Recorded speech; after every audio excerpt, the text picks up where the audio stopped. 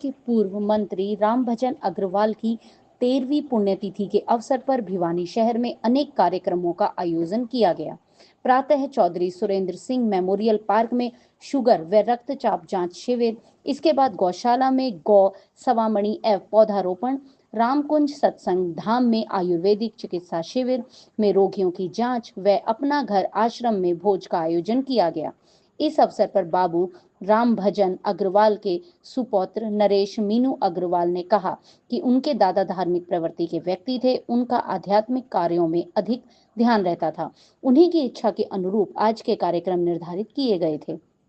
उन्होंने कहा कि दादा की इच्छा रहती थी कि समाज के हर वर्ग को राहत मिले और इसके लिए आध्यात्मिक कार्य बेहद जरूरी हैं। गौओं के प्रति उनकी अटूट निष्ठा थी, इसीलिए गौशालाओं में उनकी पुण्यतिथि पर गौ सवामणि लगाई गई है। मीनू अग्रवाल ने कहा कि दादा सरल हृदय के थे और उनका शहर के हर कोने में हर आदमी से लगाव था। इस अवसर पर श्री राम प्रसाद रामेश्वर दास ट्रस्ट के चेयरमैन एवं बाबू रामभजन अग्रवाल के पुत्र नंद किशोर अग्रवाल ने कहा कि बाबूजी का सामाजिक कार्यों में अधिक समय बीतता था। उनका जीवन साधारण था और इसी कारण आम लोगों से उनका जुड़ाव था।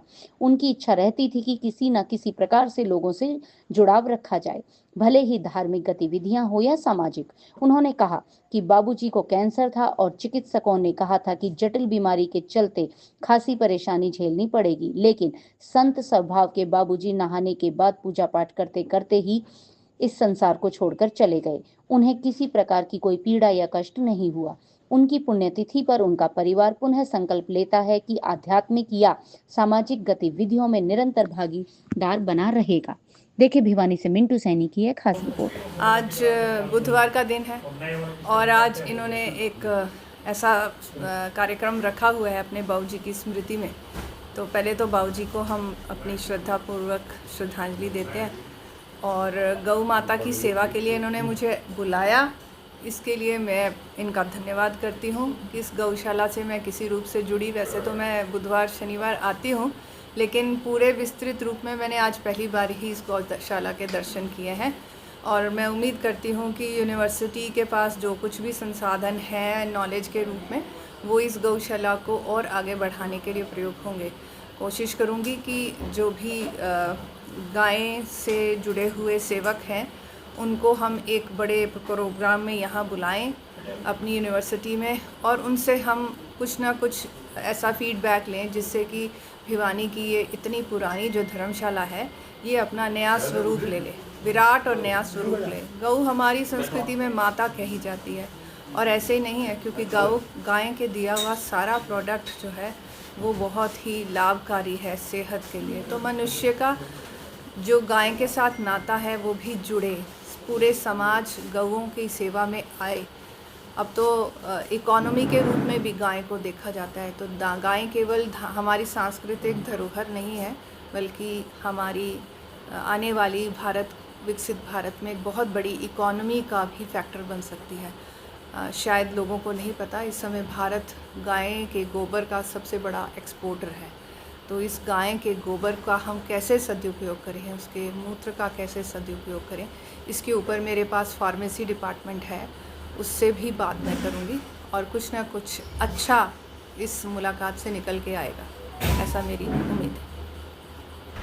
पालन पोषण मैं आती हूँ, अब रोज़ इसको देखने के लिए सोचूंगी कि जल्दी से जल्दी इसको आऊँ, इसको पोषित होता हुआ देखूँ और बड़ा होते हुए इसको देखूँ। देखिए, गौ जैसे कहा ना अभी कि एक अपने आप में पूरी अर्थशास्त्र है और गौ को वैसे ही माता नहीं कहा जाता हमारी संस्कृति में, इसीलिए उसको माता कहा जाता है कि उसका हर चीज़ जो है वो सिर्फ मनुष्य के लिए, मानव के पोषण के लिए है। आप दूध से लेकर उसका जितना भी अगर आप देखें तो आप पहले जो जितने भी लोग थे, पूरे घर का जितना अंदर का वातावरण इतना शुद्ध होने का कारण यही था कि वो गोबर से गाय के पूरे लिपाई करते थे। आप अगर याद करें तो अब तो बहुत सारे मेरे मित्र हैं, एक इसरो के साइंटिस्ट भी हैं, वो बता रहे थे कि गोबर गाय का जो है वो ना बेचते हैं ना उसका वो कुछ और करते हैं, वो उसकी ऑर्गेनिक फार्मिंग करते हैं और उसके बाई प्रोडक्ट से ही सब चीज़ें जो हैं वो पैदा करते हैं। जिसमें पुरानी संस्कृति के हिसाब से जो मिट्टी के बर्तन होते थे उसमें दूध निकालना, गोबर से ही उस दूध को उबालना मिट्टी के बर्तन में, उसमें दही को बिलोना और उस दही के बाद उसका मक्खन से उसका घी निकालना। और वो बता रहे हैं उनकी जो पूरी 100-125 एकड़ में जो गौशाला है, मेरा ख्याल 200 के आसपास उनके पास गायें हैं, जिसमें वो बताते हैं कि 5,000 रुपये से ज़्यादा किलो घी बिकता है उनका, और जो ऑन डिमांड है, जो पूरा नहीं कर पाते हैं। तो गाय अपने आप में एक पूरी अर्थशास्त्र है, और गाय को माता इसीलिए कहा जाता है कि वो हमारा पोषण करती है। अगर हम इस साइंस को समझें, इस अर्थशास्त्र को समझें, तो मुझे लगता है कि भारत की बहुत सारी चीज़ें जो हैं, जितनी हम अर्थव्यवस्था के लिए कहते हैं, बेरोजगारी है, युवा जितने हैं आज इधर उधर भटक रहे हैं, मुझे लगता है कि लोग अमेरिका से वापस आके नोएडा में इधर उधर बहुत सारी गौशालाएं चलाई हैं उन्होंने। और एक तो 2-3 तो बच्चियों की ऐसे उदाहरण हैं जिन्होंने करोड़ों रुपए का पैकेज छोड़कर अपनी गौशाला नोएडा में खोली है, और उससे वो बहुत अच्छा विकास कर रही हैं और कमा रही हैं। बाबू राम भजन जी, जो कि मेरे दादाजी हैं, उनकी 13वीं पुण्यतिथि पर मैडम दमानी जी यहाँ आई और साथ में मिस्टर दमानी जी भी आए।